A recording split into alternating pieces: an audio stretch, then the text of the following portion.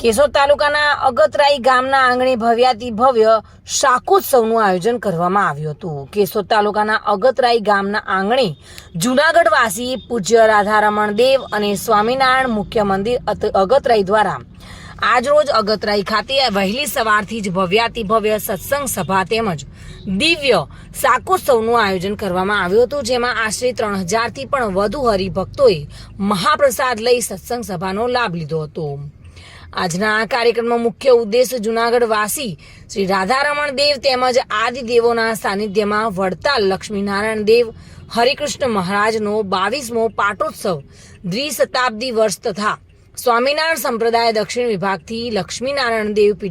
પીઠાધિપતિ 1008 આચાર્ય અજેન્દ્ર પ્રસાદના 75મા પ્રાગટ્ય અમૃત મહોત્સવના તથા ભાવિ આચાર્ય 108 શ્રી નૃગેન્દ્ર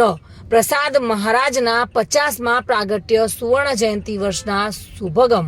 ત્રિવેણી ઉત્સવોના ઉપક્રમે સમગ્ર જૂનાગઢ પ્રદેશમાં આ દિવ્ય શાકોત્સવ યાત્રાનું આયોજન કરાયું હતું, જેમાં વડતાલના ભાવિ આચાર્ય 108 નૃગેન્દ્ર પ્રસાદજી મહારાજ તેમજ જૂનાગઢ પૂજ્ય રાધારમણ દેવ મુખ્ય મંદિરના સંતો તેમજ અગતરાઈ મુખ્ય મંદિરના સંતોએ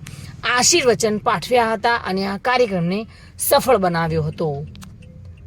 રાવલિયા મધુ સાથે bureau report, today Gujarati news.